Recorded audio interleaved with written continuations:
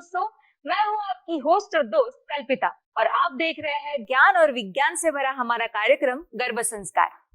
हमारे बड़े बुजुर्ग हमें हमेशा कहते हैं कि हमें मंत्रों का जाप करते रहना चाहिए, इससे हम भगवान से जुड़े रहते हैं। तो प्रेगनेंसी के दौरान हमें ऐसे कौन से मंत्रों का जाप करना चाहिए जिससे हमें फायदा होता है, यही हम आज के एपिसोड में जानने वाले हैं। इस पर हमें जानकारी देने के लिए हमारे साथ मौजूद है गर्भ संस्कार की विशेषज्ञ डॉक्टर सोनल जैन जायसवाल। डॉक्टर सोनल जैन जायसवाल, आप स्पिरिचुअल एंड वेलनेस कोच के रूप में काम कर रही हैं। आप spiritual intelligence, panchakoshas, chakras, karmas, mind power, कुंडलिनी जागरण, मृत्यु के बाद का जीवन सहित विभिन्न विषयों पर बातचीत, लेखन, ब्लॉग, परामर्श और ध्यान सत्र के माध्यम से लाखों लोगों के जीवन को छू रही हैं।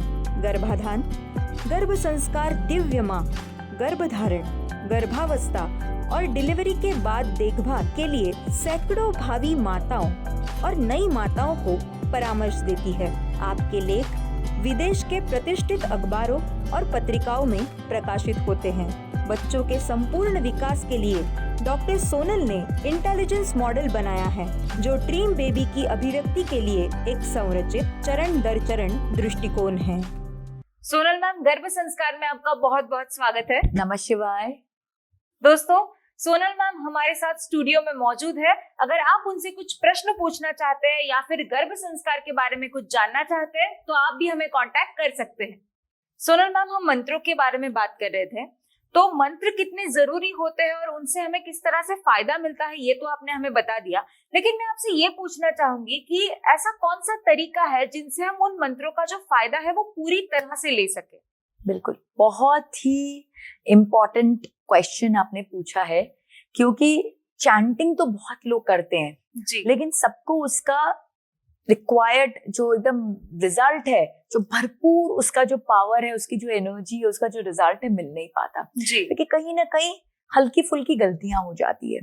तो सबसे इम्पोर्टेंट है कि हमारा जो पोस्चर है वो सही होना चाहिए, क्योंकि मंत्र क्या है, वो ऊर्जा बॉम्ब है।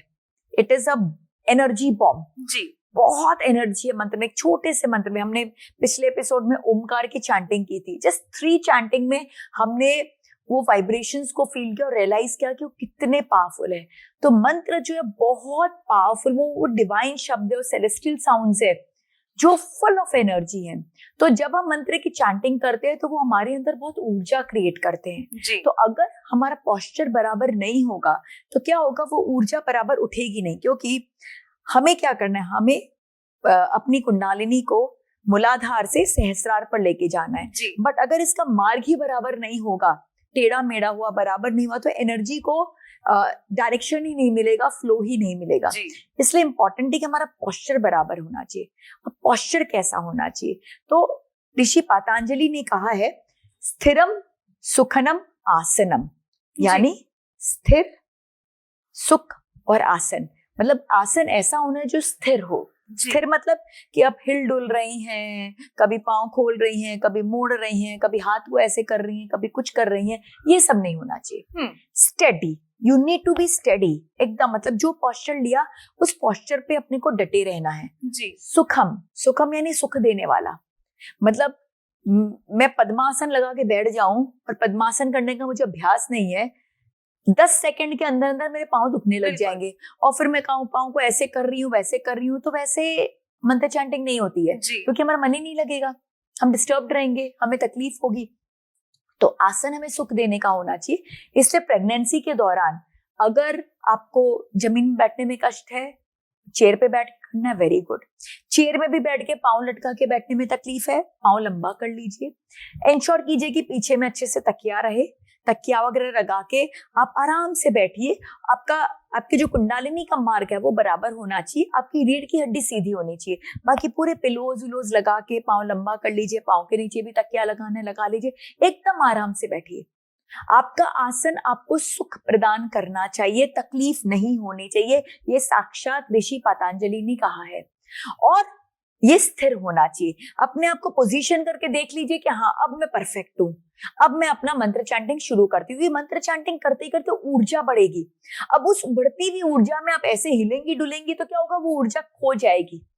हमको उस ऊर्जा को एकत्रित करना है, तो तब एकत्रित होगा जब हम शांत चित्त रहेंगे। तो अपना देख लीजिए कि हाँ मैं परफेक्ट हूँ। हाँ, कई बार ये सवाल भी आता है कि जिनको बेड रेस्ट है वो क्या करें। नो प्रॉब्लम, अगर बेड रेस्ट है लेटे लेटे करें, कोई बात नहीं।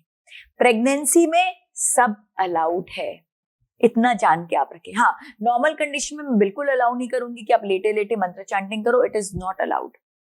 ये एक तो अनादर भी है और दूसरा हमारी एनर्जी फ्लो ही बराबर नहीं होगी। बट प्रेगनेंसी में चूंकि आपके पास कोई ऑप्शन नहीं है, तो आई ऑलवेज फील कि नहीं करने से तो कुछ करना बेटर है। पहले तो अनादर नहीं है, क्योंकि आपकी शरीर की वो कंडीशन है जिसके कारण आप लेटे हुए हो, तो दिस इज नो अनादर। But at the same time जितना भी बेनिफिट मिल रहा है उतना बेनिफिट भी बहुत अच्छा है। मेन बेनिफिट हमें चाहिए हमारे बच्चे के लिए, तो हमारे बच्चे को तो भरपूर बेनिफिट मिल रहा है। अगर आप बैठे करें, खड़े करें, लेटे करें, जैसे भी करें, वो पूरा उस मंत्र के वाइब्रेशन को टैप कर रहा है।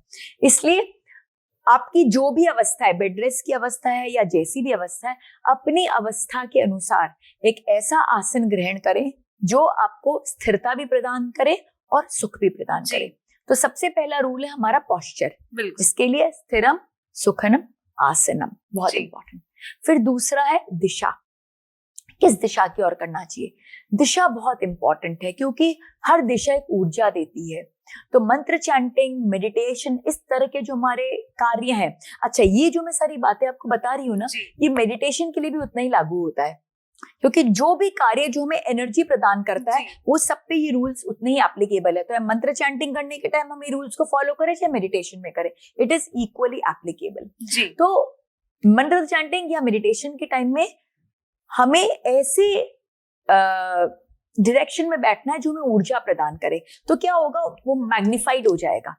हमें वो दिशा भी ऊर्जा दे रही है, हम खुद भी चैंट करके मेडिटेट करके ऊर्जा क्रिएट कर रहे हैं, तो वो एम्पलीफाइड हो जाएगा। तो ऐसी कौन सी दिशा है? ईस्ट, नॉर्थ और नॉर्थ ईस्ट। पूर्व, उत्तर और नॉर्थ ईस्ट का जो ईशान कोण उसे कहते हैं, ये दिशाएं बहुत सर्वश्रेष्ठ दिशा है। तो आप हमेशा इसी दिशा में बैठकर अपने मंत्र की या चैंटिंग कीजिए या मेडिटेशन कीजिए। इसके अलावा जो थर्ड इंपॉर्टेंट पॉइंट है वो है किस समय करना चाहिए। बिल्कुल राइट। तो इसमें सर्वश्रेष्ठ समय अगर मैं कहूँ तो ब्रह्म मुहूर्त है। बिल्कुल भाई, सूर्योदय होने के 48 मिनट पहले वो खत्म हो जाता है और उसके 48 मिनट पहले शुरू होता है। तो सूर्य देवता कब निकल रहे उसके हिसाब से कैलकुलेट करके आप ब्रह्म मुहूर्त में करें, वो सर्वश्रेष्ठ है। बट चूंकि आप प्रेग्नेंट है, अगेन मैं कहूंगी प्रेग्नेंट माँ के लिए, मदर के लिए सब कुछ बोलते सारे रूल्स एक तरफ और गर्भवती माँ जो है वो एक तरफ, उनके ऊपर कोई रूल नहीं, क्योंकि उनके लिए सबसे इंपॉर्टेंट है कि उनका शरीर जो है वो सेटल्ड होना चाहिए, हैप्पी होना चाहिए, उनको तकलीफ नहीं होनी चाहिए, अंदर में जो बच्चा है उसे तकलीफ नहीं होनी चाहिए। वो सबसे मेन रूल है, बाकी सारी रूल उसको फॉलो करते हैं।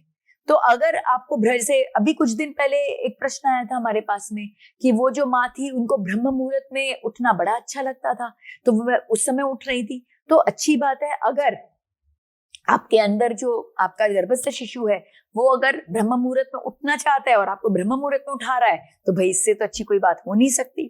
तो ब्रह्म मुहूर्त में उठे, और अगर नहीं हो पा रहा है तो जितनी जल्दी कर सके उतनी जल्दी करें। भाई आप 4 बजे नहीं उठ पा रही है तो 6 बजे, 7 बजे, 8 बजे, एज अर्ली एज पॉसिबल, क्योंकि ऊर्जाएं जो है ना वो सुबह के टाइम में सबसे पीक पे रहती है, बहुत अच्छी रहती है।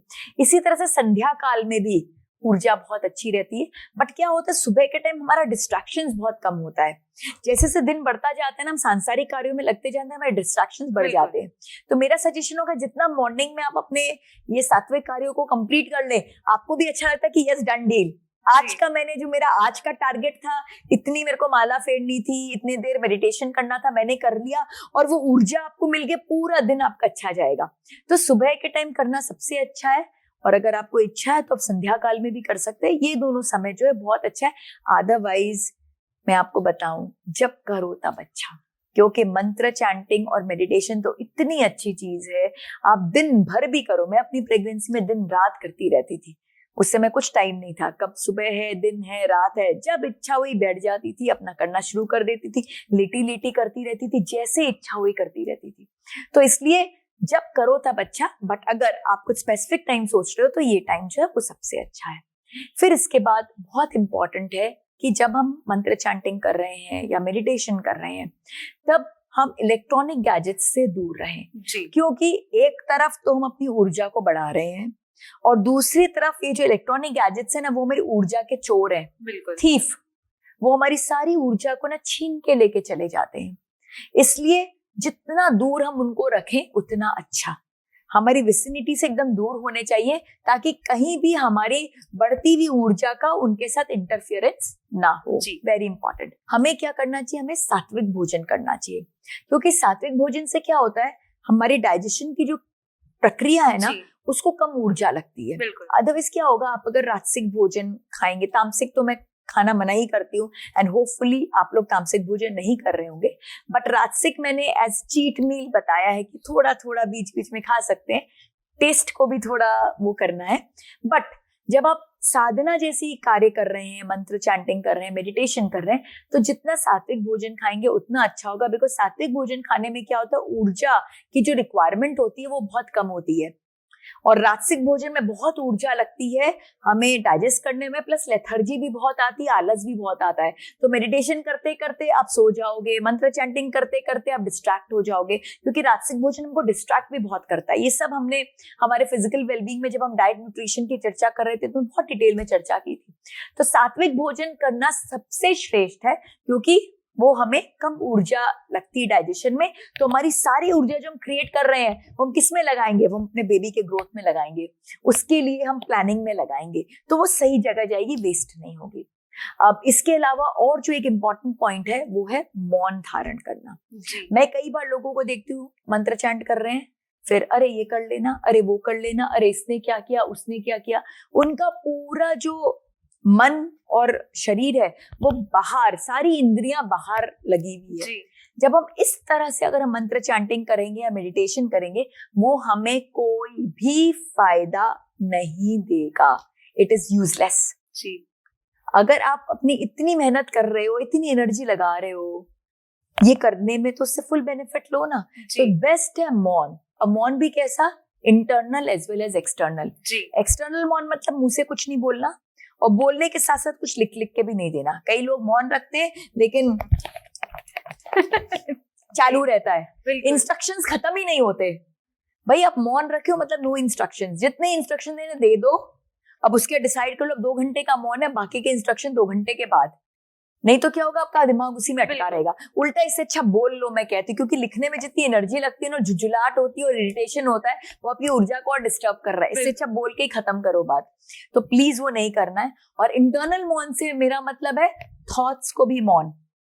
हमारे थॉट्स जितने कम से कम हो, लेकिन बार बार मैं आपको कहती हूँ कि थॉट्स पे कंट्रोल नहीं लगाना। तो फिर आप बोलोगे तो विरोधाभास हो गया। तो यहाँ पे मेरे कहने का ये मतलब है कि इंटरनल मौन मतलब कि जब आप मंत्र चैंटिंग मेडिटेशन कर रहे हो तो वो अपने मन को किसी चीज के साथ जोड़ लो, तो आपका इंटरनल मौन हो जाएगा। या कोई थॉट के साथ, या कोई फीलिंग्स इमोशंस के साथ में, या कोई मंत्र के साथ में, या फिर आप कुछ ब्रेथ के साथ में। बहुत सारे तरीके अपने मन को कहीं पे अटका लो ताकि नंबर ऑफ थॉट्स डिक्रीज हो आपके अंदर, आप में जो है वो तन्मयता आए, आप धारणा और ध्यान की अवस्था में जा सके। तो ये बहुत इंपॉर्टेंट है। और फिर उसके बाद जो चीज इंपॉर्टेंट है वो ये है कि आप जो भी चीजें यूज कर रही हैं, चाहे आपका आसन है, चाहे आपकी जपमाला है, चाहे आपका पुस्तक है, जो भी चीजें आप यूज कर रही हैं सपोर्ट, वो सारी आपकी पर्सनल होनी चाहिए। नहीं कि किसी ने यूज किया फिर आप कर ली, फिर आपके बाद कोई और यूज कर रहा है। क्योंकि जब आप ऐसी उच्च कोटि की क्रियाएं कर रही हैं तो बहुत एनर्जी को आप अपने अंदर क्रिएट कर रही हैं। और जो जो चीजें आप यूज कर रही हैं एज टूल्स इसको क्रिएट करने के लिए, वो सब में भी वो एनर्जी आ रही है। फिर क्या होगा, अगर कोई दूसरा इंसान उसको यूज कर लेगा तो फिर उसकी एनर्जी आ जाएगी। फिर अब जब वापस आप लोगे तो आपकी एनर्जी में उसको फिर कॉन्फ़िगर होना पड़ेगा, तो ये गड़बड़ हो जाएगा। और वही अगर आपकी चीज है तो वो आपकी एनर्जी से मेंटेन रहेगी। तो जब आप अपने आसन में बैठोगे, जब आप वो जपमाली को पकड़ोगे, जब वो पुस्तक को हाथ में लोगे, आप इंस्टेंटली आप अपने वही एनर्जी लेवल पर पहुंच जाओगे। इसलिए सारी उपयोग की वस्तुएं आपकी खुद की होनी चाहिए। आसन का जब मैंने बात की है तो एक और बात बोलना बहुत इंपॉर्टेंट है कि हमेशा आसन के ऊपर बैठ के कार्य करना चाहिए। क्योंकि क्या होता है, जो हमारी धरती माँ है ना, वो फटाफट एनर्जी को अपने अंदर खींच लेती है। तो अगर आप बिना आसन के अपनी साधना की क्रियाएं करेंगी तो वो जो एनर्जी है वो आपके बॉडी में नहीं ठहर पाएगी, वो सीधा अंदर चली जाएगी जी। इसलिए जब आप आसन में बैठते हैं तो वो एनर्जी वहां पे सेटल हो जाती है। इनफैक्ट जब आप चेयर पे करते हैं तो हमारे गुरु तो ये भी हमें कहते हैं कि एक आसन आपके नीचे होना चाहिए बैठक पर और दूसरा आसन आपके पाँव के नीचे होना चाहिए। तो 2 आसन आप लगाएं ताकि ना पाँव से जाए ना बैठक से जाए जी। तो ये बहुत इंपॉर्टेंट है। And last but not the least, जो सबसे इंपॉर्टेंट पॉइंट है वो है जब आप ये मंत्र चैंटिंग कर रही हैं जी, तो कैसे करेंगी? पूरी भावनाओं के साथ में, फुल इमोशंस के साथ में। आप जितने इमोशंस को डालेंगी अपने मंत्र चैंटिंग में, आपका वो मंत्र उतना ही जागृत होता जाएगा। आपकी फीलिंग्स और इमोशंस बहुत इंपॉर्टेंट है। इनफैक्ट जब आप ये चैंटिंग कर रही हैं उस समय जब आप अपने बच्चे की मेंटल मूवी रन करेंगी, विजुअलाइज करेंगी, वो एफर्मेशंस का ध्यान करेंगी तो क्या होगा? वो मंत्र की जो ऊर्जा है वो उसमें जाएगी और वो उसको मैनिफेस्ट कराएगी जी। आपको पता ही नहीं चलेगा कब वो मैनिफेस्टेड रियलिटी बन के आपके पास में आ चुका है। इसलिए बहुत इंपॉर्टेंट है कि जब आप मंत्र चैंटिंग कर रही हैं, साधनाएं कर रही हैं, तो अपने आप को कंप्लीटली बिल्कुल उसमें एब्जॉर्ब कर लें। बहुत सारे इमोशंस को डालें, बहुत सारे इमोशंस को, सेंसेस को डालें। बोले ना, it should be emotional, it should be sensory and visualise. आप जो चाहते, जो भी आपका डिजायर है, जो हमने चर्चा भी की थी कि भाई हम किस में जाए, सिंगल सब्जेक्ट सिंगल थॉट। तो जो आपका एक सिंगल सब्जेक्ट सिंगल थॉट है जी, वो सिंगल सब्जेक्ट सिंगल थॉट के बारे में आप सोचिए। अगर आपका सिंगल सब्जेक्ट सिंगल थॉट, आपका गर्भ में जो बेबी है उसकी होलिस्टिक इंटेलिजेंस का डेवलपमेंट करना है तो जस्ट उस पर फोकस कीजिए। बिल्कुल। तो सारी ऊर्जा जो आपकी क्रिएट हो रही है ना, पूरी की पूरी आपकी बेबी पर जाएगी और जितनी ऊर्जा उसको जाएगी वो मैनिफेस्टेड रियलिटी में कन्वर्ट होगी। तो अगर आप ये तरीकों से मंत्र चैंटिंग करेंगी तो आपको भरपूर लाभ मिलेगा। जी बिल्कुल। हम हमारी चर्चा को आगे बढ़ाए इससे पहले मैं चाहूंगी कि हमारे दर्शकों ने जो मैसेज करके उनकी समस्या हमें बताई है वो आप सुने और उनका जवाब दें। श्योर। मैं नीलेश बात कर रहा हूँ। मेरी शादी बहुत देर से हुई है और शादी के बाद 2 साल बाद अब मेरी बीवी प्रेग्नेंट है। हम दोनों की उम्र अभी 42-45 है। हम चाहते हैं कि हमारा बेबी जो है वो बहुत हेल्दी हो और सेफ डिलीवरी हो। तो ड्यूरिंग प्रेगनेंसी जो कॉम्प्लिकेशंस आते हैं उसे दूर करने के लिए हम क्या कर सकते हैं? हार्टिस्ट कॉन्ग्रेचुलेशंस आपको कि आपने इस एज में इतने अच्छे से कंसीव किया है आपकी वाइफ ने, एंड बहुत सून आप पेरेंट्स बनने वाले हैं and it is really really nice. तो हमने क्या है, हमारे जितने भी एपिसोड्स में उसमें physical wellbeing, emotional wellbeing, mental wellbeing और स्पिरिचुअल वेलबींग की चर्चाएं की हैं। तो बहुत इम्पॉर्टेंट है कि आप हमारे सारे एपिसोड्स को देखकर ये सारे वेलबींग के बारे में और डिटेल में नॉलेज लें, because just to answer this question मुझे इतने डेप्थ में सबके बारे में बताना डिफिकल्ट रहेगा because of limitation of time. तो मैं रिक्वेस्ट करूंगी आप सारे एपिसोड्स देखें। मेरी बुक भी है मैनिफेस्टेशन थ्रू गर्भ संस्कार, उसमें भी बहुत डिटेल में हर चीज स्टेप बाय स्टेप गाइडेड है, वो देख सकते हैं। ऐप है ड्रीम बेबी, जिसको डाउनलोड करके आप उससे अपने एक्टिविटीज को कर सकते हैं। तो इट इज़ वेरी इंपॉर्टेंट कि सारी चीज़ों को आप बहुत अच्छे से फॉलो करें, क्योंकि थोड़ा लेट प्रेगनेंसी है। तो लेट प्रेगनेंसी होता है तो नेचुरली उसके हल्के फुल्के कॉम्प्लिकेशंस होते हैं, ज़्यादा ऐसे कोई घबराने वाली कोई बात नहीं है। बट नेचुरली कि हम चाहते हैं कि भाई बिल्कुल हेल्दी हो, अच्छा रहे। और आप लोग अभी काफ़ी मेच्योर्ड है, बिकॉज जब अर्ली प्रेगनेंसी होती है 20s में होती है तब मेच्योरिटी लेवल अलग होती है। आप 40s में हो तो आई कैन रिलेट कि आपकी मेच्योरिटी भी काफ़ी हाई लेवल पे है और आपकी लाइफ को लेके क्लैरिटी भी बहुत अच्छी है। तो हमको क्या, हमेशा अपनी सिचुएशन को अपने बेनिफिट में लेना चाहिए। तो जब आप इस एज पर हो, आपकी लाइफ को लेके क्लैरिटी भी बहुत अच्छी है। आई एम श्योर कि अब आप 40s में हो तो आपका लाइफ भी काफ़ी हद तक सेटल्ड होगा। जनरली 20s में क्या होता है, करियर की शुरुआत होती है। बाय 40s हम अपने करियर में काफ़ी स्टैब्लिश हो जाते हैं। तो I just expect and hope कि आप और आपकी वाइफ काफी वेल सेटल्ड होंगे अपने लाइफ में, in terms of your career, in terms of your emotion, in terms of everything. तो जब आपकी सिचुएशन इतनी सेटल्ड है और इतनी मेच्योरिटी है आपके अंदर, तो मैं चाहूंगी कि आप गर्भ संस्कार के सारे बेनिफिट्स को पूर्णता प्राप्त करें। बिकॉज जब अर्ली प्रेगनेंसी होती है, एज कम होता है, तो क्या होता है, हमारे भटकाव भी ज्यादा होते हैं। एज कम होती है तो डिस्ट्रैक्शंस बहुत होते हैं, हम चीजों को उतना वैल्यू नहीं दे पाते। बट जीवन के इस मोड़ पर हम हर चीज को वैल्यू ज्यादा देते हैं, क्योंकि हमारे अंदर वो परिपक्वता है, वो हमारे अंदर मैच्योरिटी है। तो मैं चाहूंगी हमारे PQ, IQ, EQ, SQ के सारे जो मॉडल्स हैं, जो सारे मेथड्स हैं, वो सबको आप अच्छे से स्टडी करें, आप भी करें, आपकी वाइफ भी करे, और करके अपनी प्रेगनेंसी को बहुत ब्यूटीफुल बनाएं। बहुत अच्छे से हमने एक step by step structured process की तरह हर चीज को आउटलाइन किया है। तो आई रियली रिक्वेस्ट कि आप किताब पढ़ें, ऐप डाउनलोड करें, सारे एपिसोड्स देखें और देख के अपनी प्रेगनेंसी को और ब्यूटीफुल और अमेजिंग बनाएं, और जैसा बच्चा आप चाहते हैं वैसे बच्चे को प्राप्त करने में सक्षम हो सके। Thank you so much. आपने अपना प्रश्न हमसे पूछा।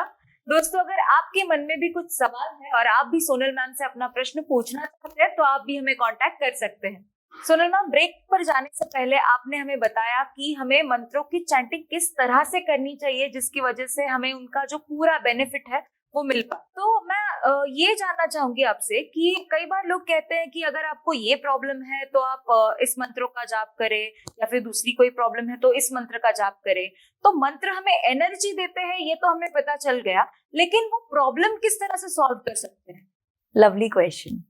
बहुत आपने एकदम बोलते हैं ना बुल्सआई हिट किया है, क्योंकि ये आजकल बहुत प्रचलित भी हो गया है। ये श्लोक पढ़ लो ऐसा हो जाएगा, वो श्लोक पढ़ लो ऐसा हो जाएगा। तो होता है क्या ऐसा? बिल्कुल होता है, क्योंकि मंत्र, हमने अभी थोड़े दिन पहले अपने कुछ एपिसोड्स पहले चक्रों की चर्चा की थी जी। तो मंत्र और चक्र जो है वो कनेक्टेड है। अब थोड़ा सा हम चक्र में वापस जाएंगे। एक क्विक आपको रिकैप दूंगी हमारे 7 चक्र के बारे में।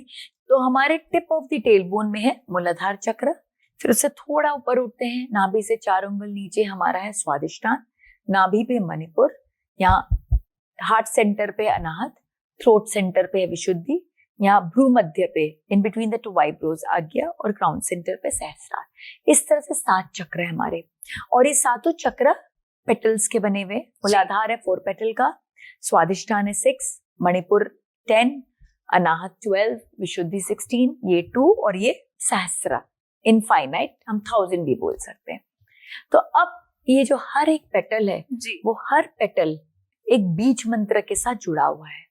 और आपको शॉक हो जाएगा ये बात सुन के कि हमारी पूरी जो संस्कृत की वर्णालिपि है वो हमारे ये चक्रों के पेटल्स पे इंगित है। जैसे कि हम शुरुआत करते विशुद्धि चक्र से, तो विशुद्धि चक्र के 16 पेटल है। स्वरवर्ण कितने हैं? 16। तो 16 के 16 स्वरवर्ण यहाँ पे इंगित है जी। अ, आ, ई, उ, री, री, ए, आई, ओ, औ, अंगा। तो 16 के 16 स्वरवर्ण हमारे विशुद्धि चक्र में है जी। फिर उसके बाद आता है हमारा कवर्ग, चवर्ग, टवर्ग, पवर्ग, तवर्ग। ऐसे हमारे व्यंजन वर्ण आते हैं। तो हमारा अनाहत चक्र है, यहाँ पे कितने पेटल्स है? 12 पेटल्स जी। तो कवर्ग क, ख, ग, ग, अंग, चवर्ग च, छ, ज, ज, न्य, और ट, ठ, टवर्ग का ट, ठ। इस तरह से 12 व्यंजन वर्ण जो है वो हमारे अनाहत में है जी। फिर हम नीचे उतरते हैं, मणिपुर पे जाते हैं नाभि पर। तो नाभि में क्या है हमारा? ट, ठ यहाँ तक हो गया, ड, ढ, ण, त, थ, द, ध, न, प, फ। ये यहाँ पर हो गया हमारे मणिपुर चक्र पे। फिर हम नीचे स्वादिष्ठान में जाते हैं, प, फ के बाद में ब, भ, म, य, र, ल। ये जो है हमारे यहाँ पे स्वादिष्ठान में हो गया। और फिर नीचे मूलाधार में 4 पेटल है, और वो क्या मंत्र हो गए हमारे? व, श, श, स जी। ये 4 मंत्र मूलाधार चक्र में हो गए, एकदम tip of the tail bone में जी। फिर यहाँ पे जो 2 मंत्र है संयुक्ताक्षर वर्ण हमारे ह और छ, ये 2 मंत्र हो गए। और यहाँ पे सहस्रार, तो यहाँ पे सारी लिपि यहाँ आ गई, अ, आ, ई, उ, जितने भी है सब यहाँ आ गए। और अगर हम सिंगल बोले तो ओम, बेसिकली पूरे ओम से गुंजायमान होता है हमारा ये जी सहस्रार चक्र। तो यानी हमारी पूरी वर्णालिपि जो है वो हमारे सारे चक्रों में है जी। अब जब मंत्र की चैंटिंग करते हो तो क्या होता है? हमारे सारे चक्र के पेटल एक्टिवेट होते जाते हैं। जो जो लिपि आती है, जो जो अक्षर आता है, उस अक्षर का हमारा वो पेटल एक्टिवेटेड होता जाता है जी। तो ये वो पेटल एक्टिवेटेड होने का मतलब क्या? कि वो उस ऊर्जा से गुंजित होने लग जाता है। और हमने चक्रास में समझा था कि बैलेंस करने के क्या तरीके हैं? Sound energy. तो बेसिकली वो पर्टिकुलर पेटल को वो साउंड एनर्जी प्राप्त हो रही है और उसको वाइब्रेशन मिल रहा है। और जब ये चीज होती है तो क्या होता है, हमारा जो चक्र का पेटल है वो बैलेंस होने लगता है, और जब वो बैलेंस होने लगता है तो क्या करता है वो हमारे कर्मों की निर्जरा करता है, जो भी ब्लॉकेजेस हमारे लाइफ के वो दूर करता है।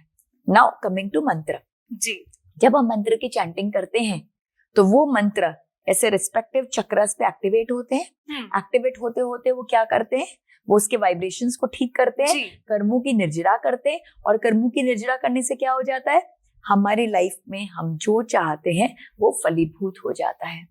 क्यों हमारी लाइफ में कुछ नहीं हो पा रहा है? इसलिए नहीं हो पा रहा है क्योंकि कर्म अटके हैं जी। कहीं ना कहीं कुछ कर्म दोष है जिसके कारण हम जो अचीव करना चाहते हैं वो नहीं अचीव हो पा रहा है, चाहे वो हमारी हेल्थ में हो, चाहे वो हमारे सक्सेस में हो, चाहे धन दौलत कमाने में हो, चाहे वो किसी के साथ रिश्तों में हो। कहीं ना कहीं कुछ गांठें हैं, कुछ ब्लॉकेजेस है, कुछ कर्मों का लेन देन में कुछ ना कुछ गड़बड़ है कार्मिक साइकिल में, इसलिए वो काम नहीं हो रहा है। जैसे ही हम उसकी निर्जरा करते हैं तब क्या हो जाता है, वो अपने आप वो मार्ग प्रशस्त हो जाता है, ब्लॉकेजेस खत्म हो जाते हैं। Coming back to your question, कि जब हम एक पर्टिकुलर श्लोक की चैंटिंग करते हैं और कहते हैं कि ये श्लोक जो है उस प्रॉब्लम को सॉल्व करेगा जी, तो वो जरूर करता है इस मेथड से। वो हमारे चक्रों के पेटल्स को एक्टिवेट करता है, कर्मों की निर्जरा कराता है। जैसे ही कर्मों की निर्जरा होती है हमारा वो काम जो है वो पॉसिबल हो जाता है, वो फलीभूत हो जाता है। So it really really works. Ma'am, जैसे कि आपने बताया कि हमारी जो वर्ण लिपि है वो हमारे पेटल्स के, पूरे चक्र के जो पेटल्स होते हैं उनके बीज मंत्र है, तो वो तो बात हमें पता ही नहीं थी। तो मैं आपसे ये जानना चाहूंगी कि प्रेगनेंसी के दौरान जब हम मंत्र चैंटिंग करते हैं तो उसका बहुत डबल बेनिफिट हमें मिलता है, तो प्रेगनेंसी के दौरान ऐसे कौन से मंत्र है जिनकी चैंटिंग हमें करनी चाहिए? बहुत सारे मंत्र हैं। जैन धर्म में भक्तामर स्तोत्र है जो आचार्य मानतुंग ने लिखा है, 48 श्लोका का भक्तामर स्तोत्र है। उसमें 4 श्लोक हैं जिसे हम प्रेगनेंसी क्लस्टर कहते हैं। श्लोका नंबर 20 वो है प्रेगनेंसी के लिए। फिर श्लोका नंबर 9 जिसपे मैंने अपनी पीएचडी की थी, वो श्लोका नंबर 9 है, वो है आपको अपना ड्रीम बेबी प्राप्त अगर करना है तो वो श्लोक की आपको चैंटिंग करनी है। फिर श्लोक नंबर 34 है जो हमारे गर्भ को प्रोटेक्ट करने के लिए, it is for the protection of the वूम। And श्लोक नंबर 26 वो है हमारे एक पेनलेस, हमारी एक नेचुरल, हमारी एक डिवाइन डिलीवरी हो, हमारा डिलीवरी प्रोसेस बहुत अच्छा हो, उसके लिए श्लोका नंबर 26 है। इसलिए जो कंसीव करना चाहते हैं उनको मैं हमेशा गाइड करती हूँ कि श्लोका नंबर 20 की आप चैंटिंग करें। 9 तो आप कंटिन्यूअस में गर्भाधान के स्टेज से लेके डिलीवरी तक आपको चैंट करते ही रहना चाहिए, because that is for your dream baby, आप उसको मैनिफेस्ट करना चाहती हैं। श्लोका नंबर 34 भी बहुत इंपॉर्टेंट है क्योंकि वूम के प्रोटेक्शन के लिए, तो उसको भी करते जाना चाहिए। और श्लोका नंबर 26 जो है वो बहुत इफेक्टिव होगा जब आप अपने 3rd ट्राइमेस्टर में करेंगी, because then you will be closer to delivery. तो ये जो 4 मंत्र हैं इन्हें हम प्रेगनेंसी क्लस्टर कहते हैं, भक्तामर प्रेगनेंसी क्लस्टर। तो वो हमें बहुत बेनिफिट देते हैं जी। इसके अलावा जब हम गर्भ और बच्चे की बात करते हैं तो फिर एक स्वरूप हमारे मन में जरूर आता है, वो कृष्ण भगवान का स्वरूप। तो कृष्ण गोपाल मंत्र है एक, वो बहुत ही पावरफुल मंत्र है। मैंने भी अपनी प्रेगनेंसी में, इनफैक्ट गर्भाधान के स्टेज से मैंने बहुत चैंटिंग की है, मेरा वन ऑफ माय फेवरेट्स है, तो उसकी चैंटिंग हमें जरूर करनी चाहिए जी। इसके अलावा गायत्री मंत्र जो हमारा है वो इन जनरल बहुत पावरफुल मंत्र है और बुद्धि को, अपने ब्रेन को और स्ट्रेंथन करने के लिए, हमारे इंटेलेक्ट को और पावरफुल बनाने के लिए, ज्ञान अर्जन करने के लिए, तो इट इज यूनिवर्सली नोन। तो गायत्री मंत्र भी बहुत अच्छा माना जाता है जी। इसके अलावा कवच, माँ का जो कवच है वो कवच भी बहुत पावरफुल है। वो पूरा एक स्तोत्र है जिसकी चैंटिंग मैं रेगुलरली करती रहती थी। इनफैक्ट मेरे प्रेगनेंसी में ऐसे स्टेजेस भी आए जहाँ कुछ बहुत डिफिकल्टी हुई थी, बट कवच के पार्ट से मुझे लिटरली फील होता था कि माँ आके साक्षात मेरा हाथ थामती थी। मतलब मैं घर से कहीं बाहर निकलूं, आऊं, कुछ भी मूवमेंट करूं तो नॉन स्टॉप वो कवच मेरे अंदर चलता रहता था। और 1-2 बार ऐसी सिचुएशन भी आई कि मुझे लग रहा है मैं गिर रही हूँ, लेकिन सडनली किसी ने तो भी मेरा हाथ थाम लिया, मैं जैसे गिरती थी वैसा ना गिरी, मतलब इस तरह से हुआ कि वो शूली का शूल बन गया। तो कवच बहुत बहुत पावरफुल है, और कवच का एक बीज मंत्र भी है, बिकॉज कवच तो ऐसे थोड़ा सा टफ संस्कृत का श्लोक है, बीज मंत्र बहुत छोटा सा है, इट इज वेरी पावरफुल। वो बीज मंत्र तो आप जब चाहो आप चैंट कर सकते हो, it is very very good. और इसके अलावा शौनक ऋषि ने एक गर्भ रक्षा स्तोत्रम को रचित किया है, जिसमें हर महीने के उन्होंने श्लोक दिए हैं, जिसको अगर आप जो आपका रेस्पेक्टिव मंथ है उसमें अगर आप चैंट करेंगे तो आपको बहुत ऊर्जा मिलेगी, और उस मंथ में जो आपके गर्भ में जो शिशु है उसको जो फायदा मिलना चाहिए वो बहुत फायदा मिलेगा। इस तरह से ये जो प्रेगनेंसी के डिफरेंट मंत्रास है ये बहुत पावरफुल है, हमें चैंट करना चाहिए। बट इसके अलावा मैं एक बात कहूँ, मंत्र खुद में बहुत पावरफुल है, आपको जो अच्छा लगता है उसकी चैंट करते जाइए, और अगर आप चैंट नहीं भी कर सकती हैं तो ऑडियो लगा के सुनते जाइए, और अगर वो भी नहीं कर सकती है तो ओम का जप तो आप आराम से कर सकती हैं। तो मंत्र की जो शक्ति है उससे अपने आप को वंचित ना करें, प्लीज उसका पूरा पूरा पूरा फायदा ले, क्योंकि ये बहुत बेनिफिट देते हैं, और ये मैंने साक्षात अपनी प्रेगनेंसी में अनुभव किया है। जी बिल्कुल मैम। दोस्तों, अगर आप भी अभी जो मैम ने मंत्र बताए उन्हें पढ़ना चाहते हैं, उनका जाप करना चाहते हैं, या फिर उनके बारे में अधिक जानकारी चाहते हैं, तो आप हमें कांटेक्ट कर सकते हैं, या फिर मैम की जो बुक है मैनिफेस्टेशन थ्रू गर्भ संस्कार उसे पढ़ सकते हैं, या फिर जो ऐप है ड्रीम बेबी ऐप उसे डाउनलोड कर सकते हैं। मैम, पावर ऑफ मंत्रास के बारे में आपने बहुत ही अच्छी जानकारी दी, बहुत ही अच्छे से हमें समझाया। गर्भ संस्कार के बारे में हम आपसे और भी जानकारी लेंगे, लेकिन अगले एपिसोड में। फिलहाल के लिए आपका बहुत बहुत शुक्रिया। नमः शिवाय। तो दोस्तों, अगर आपके मन में भी गर्भ संस्कार से जुड़े कुछ सवाल है तो आप भी हमें कांटेक्ट कर सकते हैं। अब अपनी होस्ट और दोस्त कल्पिता को इजाजत दीजिए, फिर मुलाकात होगी गर्भ संस्कार के अगले एपिसोड में। तब तक अपना ख्याल रखिए।